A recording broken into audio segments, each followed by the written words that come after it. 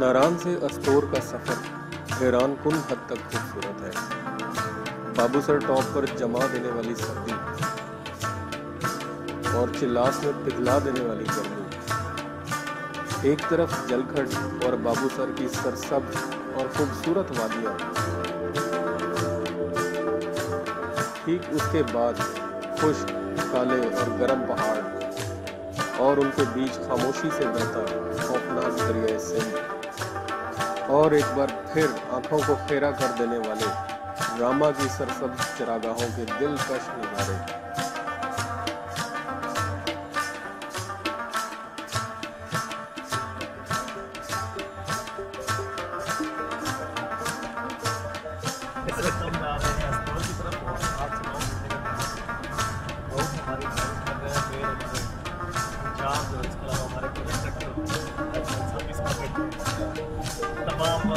Sugar लगाने का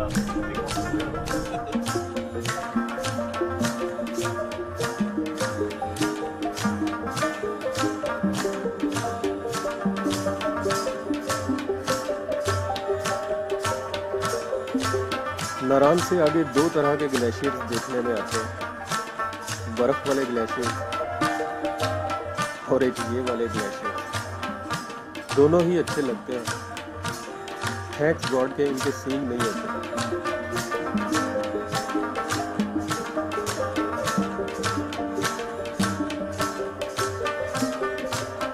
नारान से आगे नज़ारे इतने खूबसूरत हैं कि सफ़र भी एक तफरीह की मानंद महसूस होता है। इन दो पहाड़ों के दरमियान अगर हम हाइकिंग स्टार्ट कर दें आबशार के साथ साथ, तो ऐसी जगहों पर लैंड करते हैं जिनकी खूबसूरती अगले कुल भी तस्लीम नहीं करती।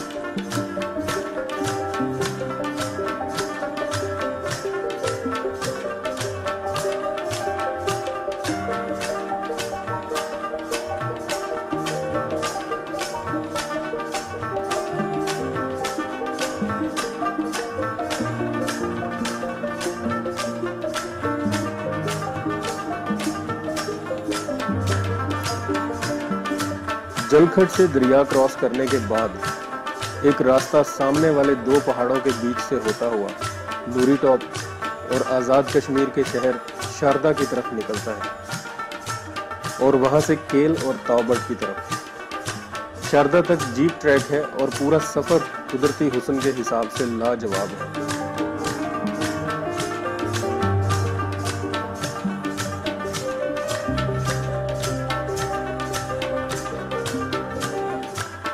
लुलुसर लेक पर चाहे 10 मिनट का ही हो, मगर स्टॉप लाजिम है, क्योंकि हर बार कुदरत की कारीगरी के रंग मुख्तलिफ ही मिलते हैं यहाँ, और ऐसा ही कुछ बाबूसर टॉप पर भी महसूस होता है।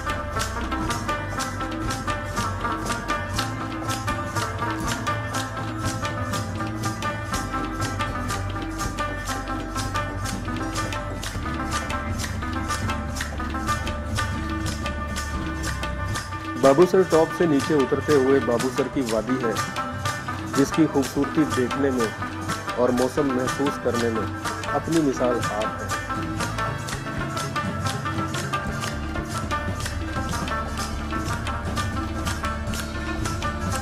लेकिन कुछ ही देर बाद चिल्लास की चिलचिलाती हुई गर्मी गाड़ी का एसी चलाने पर मजबूर कर देती है। अस्तोर और हुंजा की जानिब सफ़र करने के लिए जून या सितंबर का इंतखाब करना चाहिए, जब बारिशें भी कम होती हैं और लैंडस्लाइडिंग भी। गाड़ी में वाफर मिकदार में खाने पीने की अशिया और एक 10 लीटर वाली पेट्रोल की बोतल भी रखें। ज़रूरत नहीं पड़ती, मगर मान लें ज़रूरी है।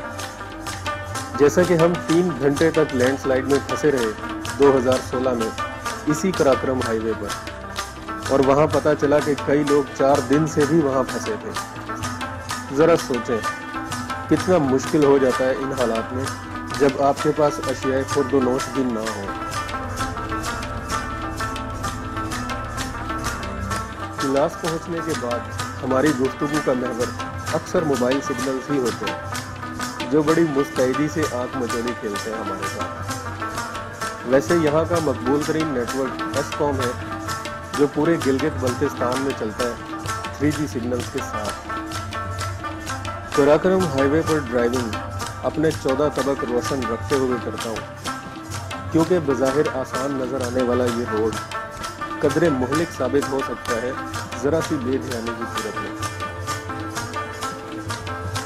किलास से आगे कराकरम हाईवे पर 2 घंटे तक सफर करने के बाद हमने अपना रुख स्टोर की जानिब किया।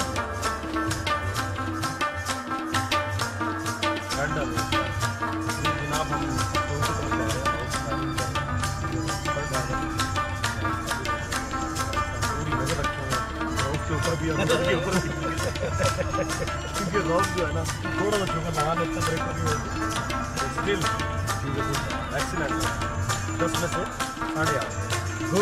गुड थिंग इज दैट कि रोड जो है ना ये कंप्लीट लग रहा है कि बन गया है तो और वाला।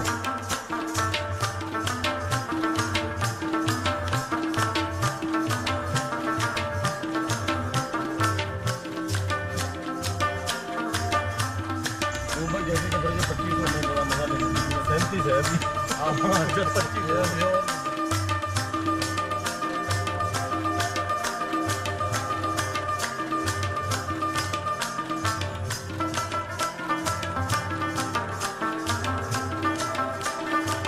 लुलुसर लेक से आगे मुसलसल चलने के बाद अब रुकना नागुज़ीर हो चुका है। ये अस्टोर से कोई 10-12 किलोमीटर पहले आता है।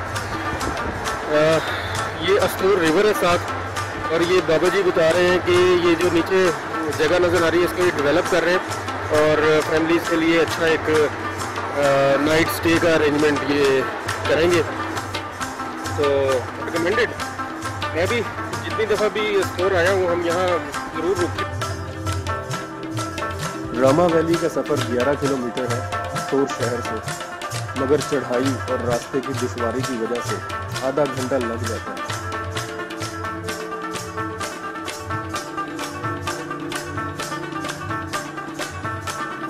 रामा वैली से रामा लेक का रास्ता काफी तंग है और किसी हद तक खतरनाक भी है, इसलिए हमने जीप किराए पर ली और लेक की जानिब अपना सफर जारी रखा।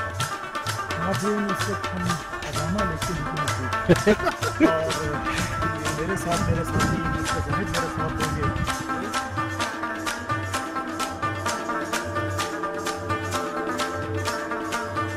झील से पहले लगभग 1 किलोमीटर का फासला पैदल तय करने के बाद जैसे ही हम झील के सामने पहुंचे तो क्या शहर था खुदा की कुदरत का जिसने हमें जकड़ लिया। झील में कभी बादलों का अक्स तो कभी धूप की चमक और माहौल में गहरा सुकून।